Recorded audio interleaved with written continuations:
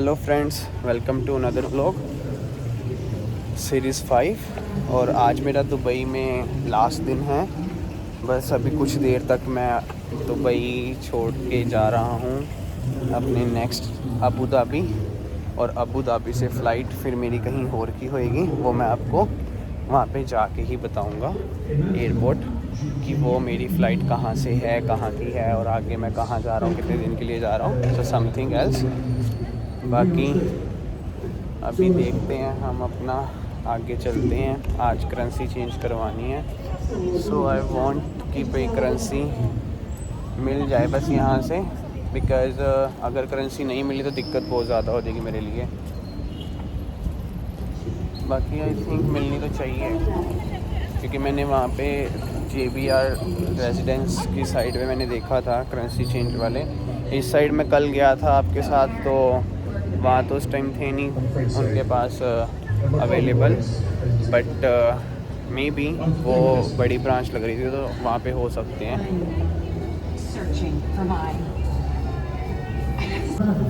और कैसे हो आप सब? बढ़िया। यहाँ से कुछ आई थिंक 200 मीटर दूर है कोई 5-10-15 मिनट लग जाएंगे मुझे।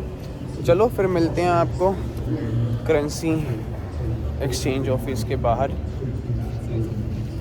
एक्सचेंज ऑफिस के पास तो मैंने यहाँ बाहर ही पता कर लिया है, तो ये तो अभी नहीं है इनके पास भी मन्नत। यहाँ मन्नत कोई ऑलमोस्ट रखता ही नहीं है। और डॉलर्स हैं इनके पास, इन्होंने अभी नई ब्रांच खोली है। ये कह रहे हैं कि आप हमारे से डॉलर ले लो, डॉलर तो मन्नत चेंज करवा लेना। बट मेरे को है कि मैं डायरेक्ट मन्नत ले लूँ, क्यों बार बार करेंसी चेंज करवा के अपने पैसे ख़राब करने।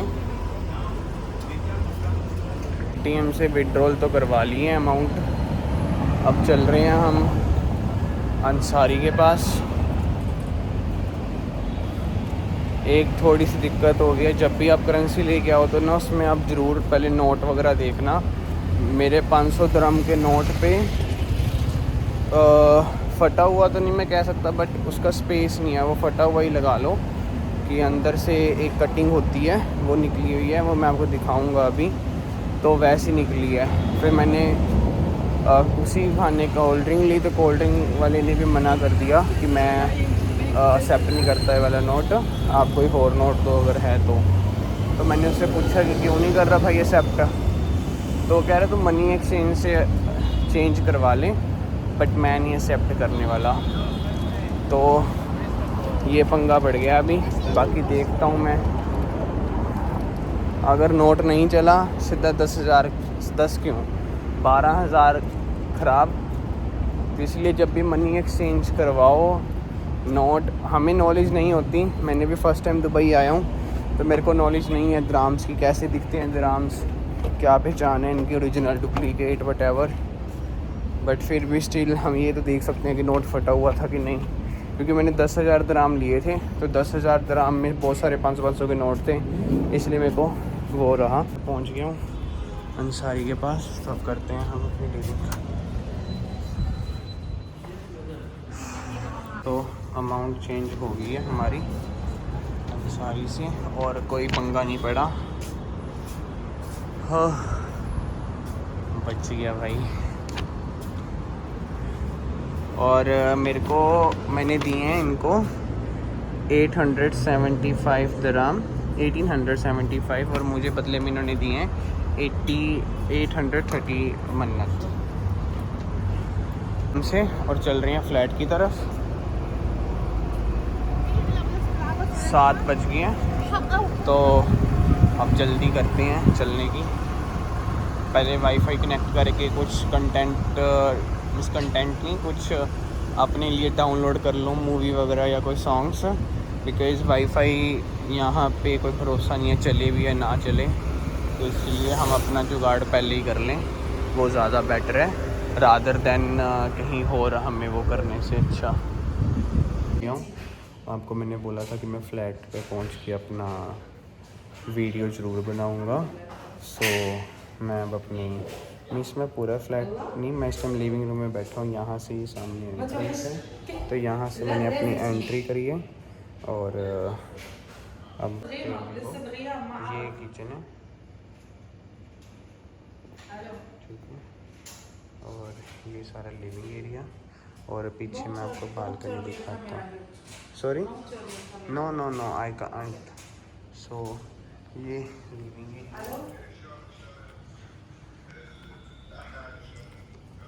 यस, ये यहाँ से व्यू है। और वो बालकनी है, मैं आपको बालकनी भी दिखाता हूँ।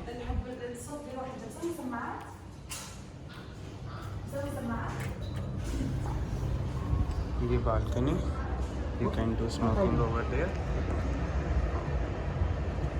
Welcome to Dubai. या welcome to Dubai. Come to Dubai, Habibi.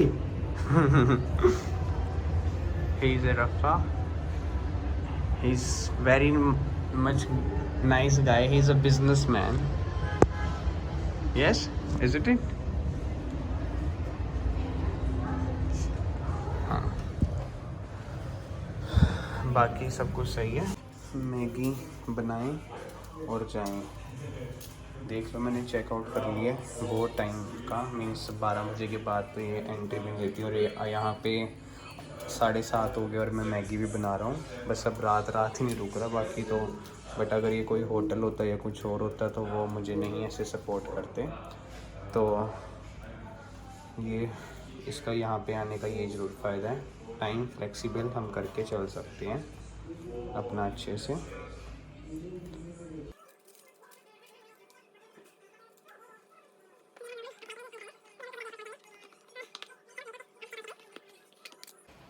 तो ये अब मैं निकल गया हूँ अपने सामान के साथ नई डेस्टिनेशन की तरफ, और देखते हैं अब वहाँ जाके क्या बनता है। एक्साइटेड भी हूँ, रात का टाइम है, थोड़ा सा डरा हुआ भी हूँ क्योंकि अभी बस मिलती है नहीं मिलती, कैसा रहता है आगे, कैसा नहीं, कैसे लोग होंगे। तो देखते हैं, सोलो ट्रैवल करना है तो भैया थोड़ा बहुत एडजस्ट करना पड़ेगा। यस, ट्रैम से जा रहे हैं अब हम DMCC से हम जाएंगे बस स्टॉप से हम जाएंगे अबू धाबी बस स्टॉप से जाएंगे हम अबू धाबी एयरपोर्ट। बट वहाँ पे अभी एयरपोर्ट की बस का टाइम नहीं पता। अगर वहाँ पे टाइम चले गया हो या टाइम ना मिस, उस टाइम बस ना मिल रही हो, तो फिर मैं वहाँ से टैक्सी लूँगा। क्योंकि अगर मैंने यहाँ से टैक्सी देखी थी तो it cost me around 7,000 to 8,000 rupees. So that's why मेरी प्रेफरेंस थी कि मैं यहीं से ही जाऊं, और वहाँ जाके मुझे कोई 20 दिरहम देने पड़ेंगे मैक्सिमम वहाँ आगे जाने के लिए। सो लेट्स सी क्या बनता है आगे। दुबई में अच्छा रहा टाइम। ये मैं अभी मेट्रो से उतरा हूँ और ये सामने ही बस स्टॉप है। IBN DMC से गया था तो ये बस स्टॉप बिल्कुल सामने है और ये बस खड़ी भी हुई है यहाँ पे। बस अब मुझे ये पता करना है कि अबू धाबी के लिए कौन सी बस जाएगी, सो डैट मेरे लिए आसानी हो जाएगी थोड़ी सी।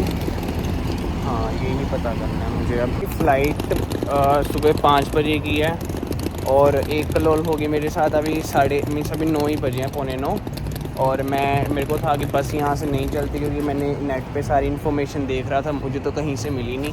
बट अब पता चला है कि यहाँ से 24/7 बस चलती है तो इंटरनेशनल एयरपोर्ट के लिए, तो कोई प्रॉब्लम नहीं है। बट ये गलती जो मैंने करी है वो आपके साथ ना हो। सो आप अपना प्लान करके आ सकते हो आराम से, और आपको कुछ नहीं, बस मिस यहाँ तक अगर आना भी हो तो टैक्सी पे आ सकते हो अगर आपकी लेट नाइट की है तो।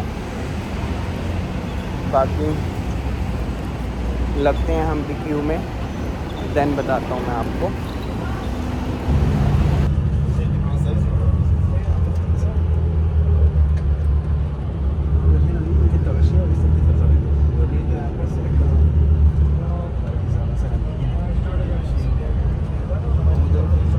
ये मैं पहुंच गया हूँ अबू धाबी एयरपोर्ट, और इसने सिर्फ इसने कोई ज़्यादा टाइम भी नहीं लगाया, 1 घंटा लगाया सिर्फ। 9 बजे बस 8:45 चला था मैं, और पूरे नेट एग्जैक्ट राइट टाइम पे मैं आ गया हूँ 10 बजे, और मेरी फ़्लाइट है सुबह 5 बजे। तो अब मुझे इतने घंटे वेट करना पड़ेगा। अगर मुझे पहले पता होता कि यहाँ से चलती हैं और सारा मीन्स जो बसेस हैं, सर्विस है, तो फिर मैंने आना ही लेट था। बट कोई बात नहीं, अब मैं लॉन्च देखता हूँ यहाँ पे। अगर मेरे को लॉन्च मिलता है तो I can go with the launch, otherwise चलते हैं फिर हम होटल की तरफ। होटल थोड़ा एक्सपेंसिव पड़ेगा मुझे, थोड़ा नहीं बहुत एक्सपेंसिव। इतना मेरे 3 दिन की स्टे थी, 4 दिन की स्टे, जितना वो मुझे वन टाइम ही स्टे में पड़ जाएगा। तो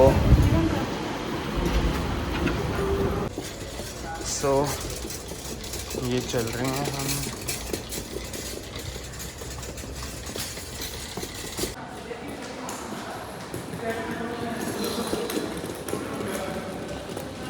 जितनी सेविंग मैंने अभी तक अपना फुल बजट प्लान करके चला हूँ ना, तो वो मेरा अभी सारा बजट हिलने वाला है, मुझे लग रहा है। बाकी लेट्स सी।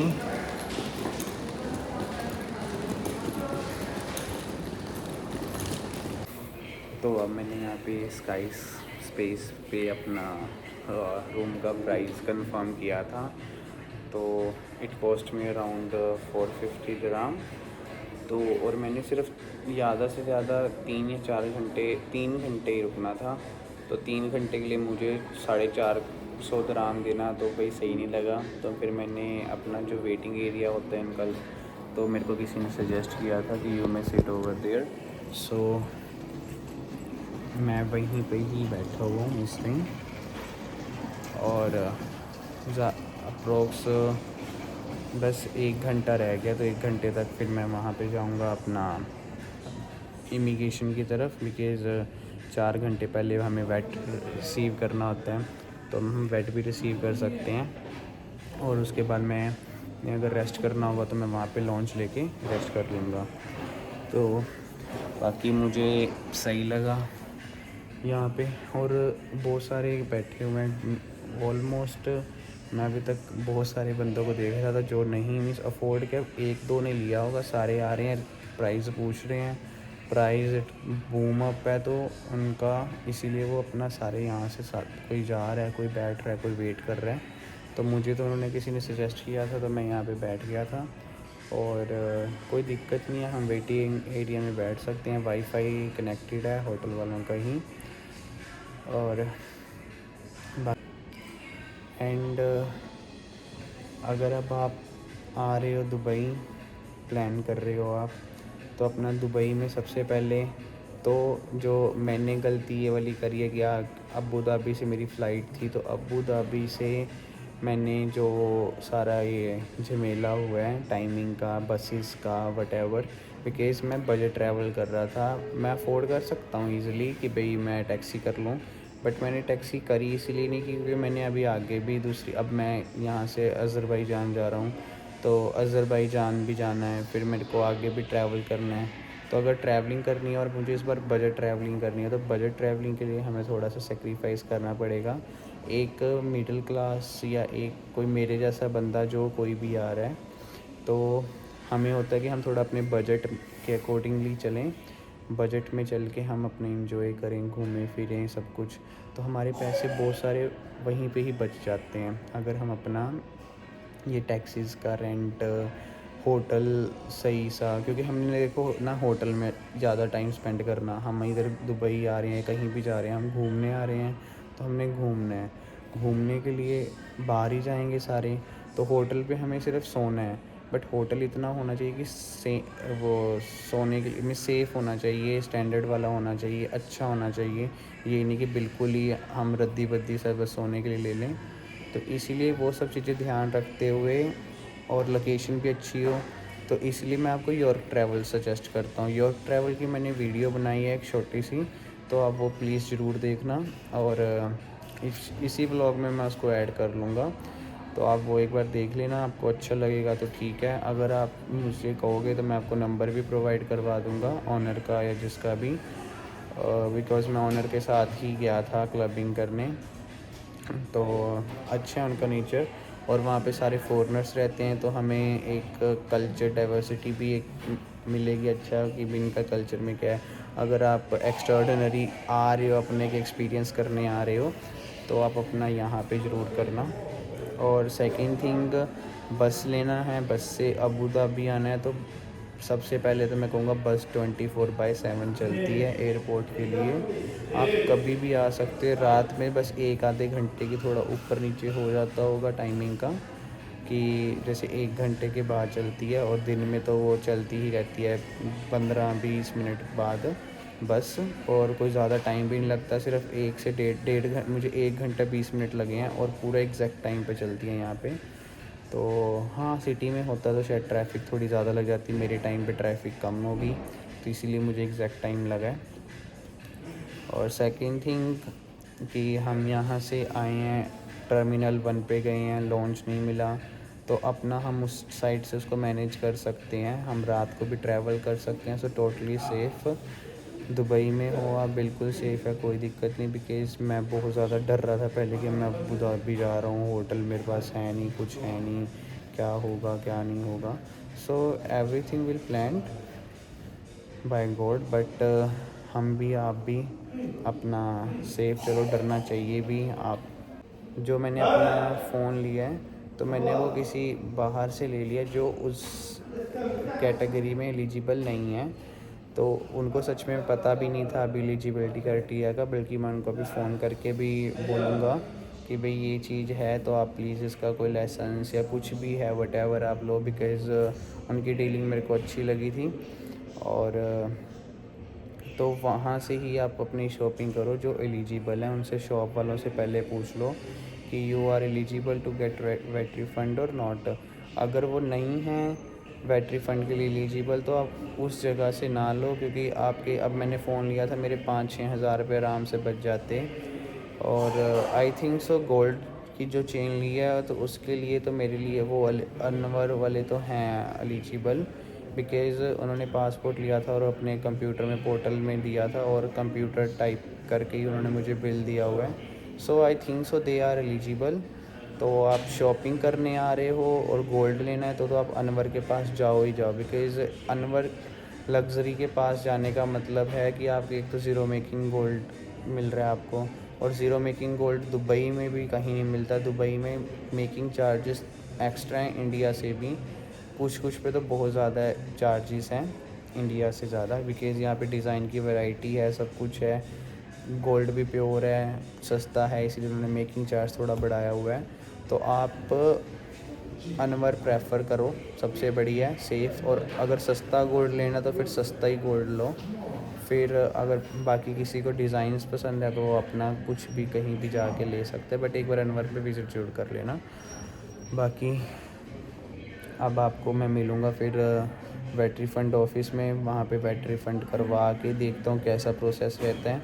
तो जो जेन्युइन रिव्यू होगा तो वो मैं आपको बताता हूँ, कि क्योंकि मैंने भी यूट्यूब के व्लॉग्स ही देख के आया था, और आधे से ज़्यादा जो मैंने व्लॉग देखे तो मुझे तो वो फेक लगे।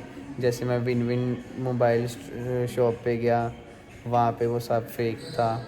और एक दो जगह मैं और गया था, तो वो भी मुझे सारा फेक लगा। और जो जो यूट्यूब में किसी ने मुझे बोला हुआ था यहाँ पे जाओगे ऐसे होता है वैसे होता है, तो वो भी। बट मैं प्रेफर यही करूँगा हमेशा कि जो चीज़ है वो जेन्युइन है, जो रिव्यू है वो जेन्युइन है। अगर सही है तो सही है, because information I would like to provide all information as per my experienced. और जो मैं एक्सपीरियंस कर रहा हूँ वही बता रहा हूँ आपको, और जेन्युइन, बिल्कुल जेन्युइन। सो चलो मिलते हैं फिर थोड़ी देर के बाद, बाय। सो कैसे हो आप सब? देखो, अब मैं जा रहा हूँ वेट रिफ़ंड करवाने, और फिर आपको बताता हूँ मैं आगे क्या सीन रहता है। ये हम वेट रिफ़ंड के लिए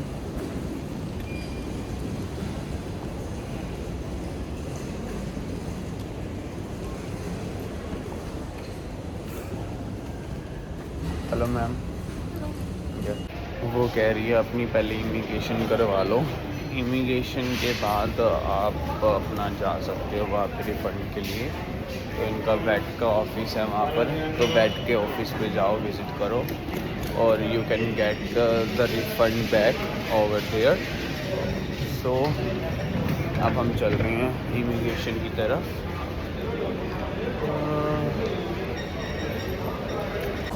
इमिग्रेशन हमारी हो गई है और अब हम जा रहे हैं, पहले वेट देखते हैं, वेट से रिफ़ंड करें, उसके बाद बैठते हैं फिर कहीं और। गेट नंबर 17 में है ये, जहाँ मुझे जाना है। मिल गया वेट काउंटर, गेट नंबर 17। ये जैसे सामने बस खड़ी है तो वैसे बस आएगी और फिर हमारी वहाँ से फ़्लाइट है।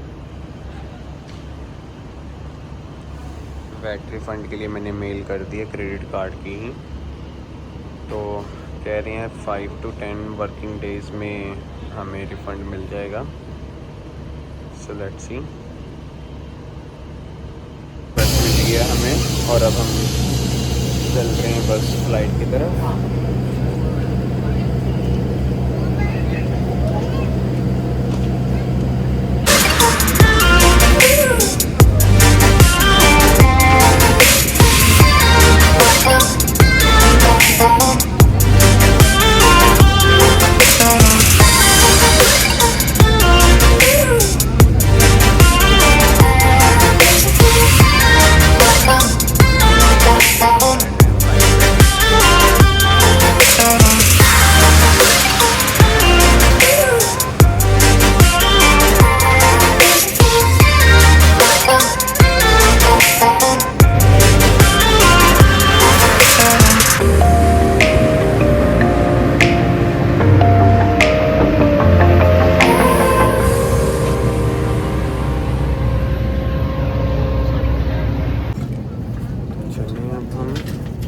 अज़रबैजान और जाके करते हैं वो एक्सप्लोर।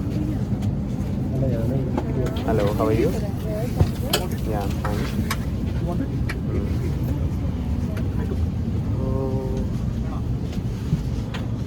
आज तो अब आपको मिलते हैं अज़रबैजान जाके। And I stop my vlog over there and अब बाकू से फिर हम नई सीरीज़ स्टार्ट करेंगे।